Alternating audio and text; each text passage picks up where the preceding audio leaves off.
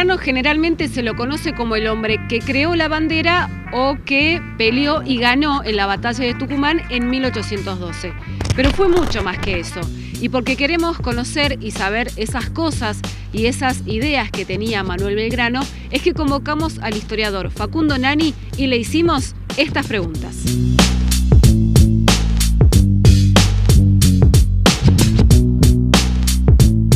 Tuvo dos grandes momentos en San Miguel de Tucumán. El primero más cortito, hacia 1812, como recordarán en la batalla del 24 de septiembre de 1812, acá mismo donde estamos parados, en Plaza Belgrano.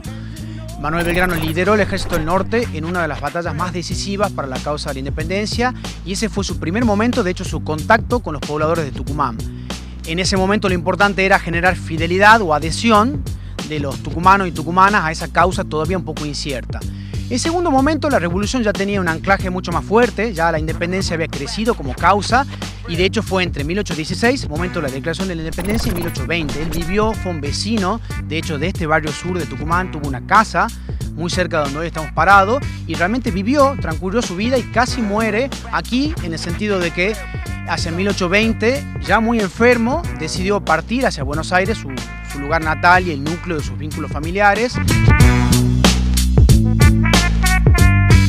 Él fue uno de los pioneros en la escarapela y en el diseño de la bandera, ¿no? Diseñó los colores primero blanco y celeste, el 27 de febrero en las costas de Rosario, ¿sí? Donde hoy está el monumento a la bandera. Ahí decidió hacer blanco y celeste, textualmente esa es la indicación que él le hace al triunvirato, y eso de hecho genera una polémica. Cuando él decide esos colores, genera cierto ruido porque en 1812 todavía la idea de tener una simbología, unos colores que distingan al Río de la Plata en contraposición con la monarquía española era algo que, por ejemplo, en un cómodo sillón, podríamos decir, sentados allí el primer triunvirato, no le hacía del todo cierta simpatía. Sin embargo, Manuel Belgrano, tanto ese primer diseño como posteriores diseños que tienen que ver, por ejemplo, con la bandera de Macha posteriormente, son algo que fue una permanente búsqueda de este pionero de la Revolución de la Independencia. Entonces, para Manuel Belgrano, tener una identificación, un símbolo que permita generar una adhesión y cierto fervor en el ejército principal en el que él actuó, que es el Ejército Auxiliar de Perú,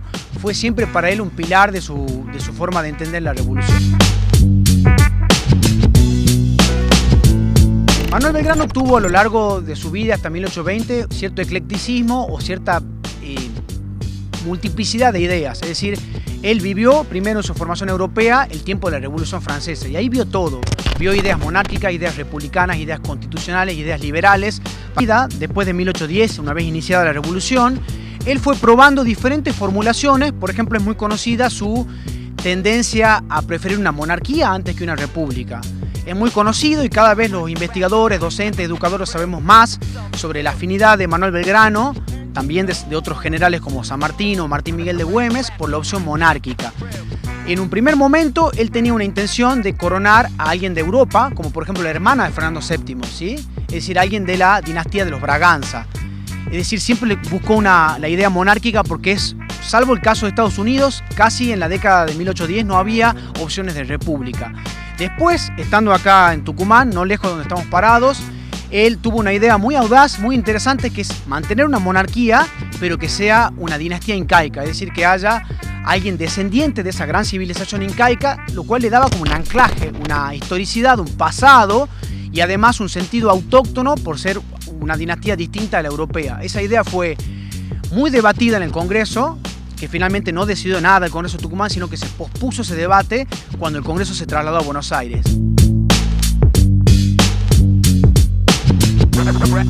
Parte cierta idea centralista. No nos olvidemos que Manuel Belgrano vino al norte argentino junto con el Ejército Auxiliar del Perú, con un ejército de unas 3.000 personas, cuyo 60 o 70% de sus oficiales venía de Buenos Aires, era porteño. Entonces, en la propia época, es decir, en Salta, en Tucumán, en Santiago del Estero, en Jujuy, ese ejército era conocido como un ejército de porteños, así aparecen los documentos y en las fuentes.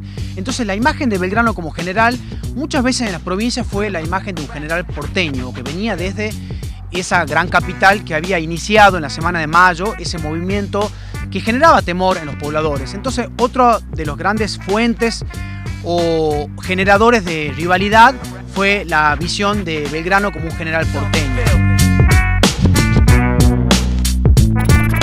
Creo que el legado de Manuel Belgrano es enorme.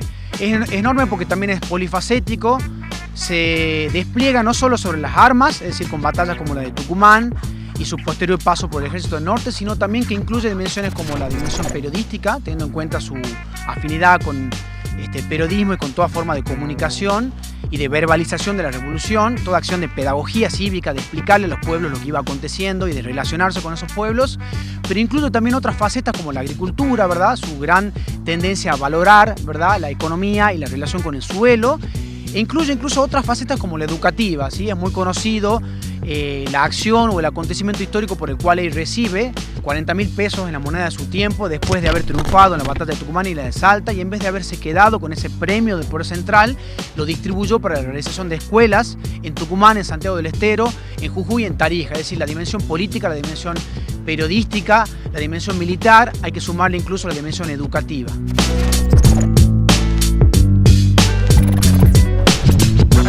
Rap.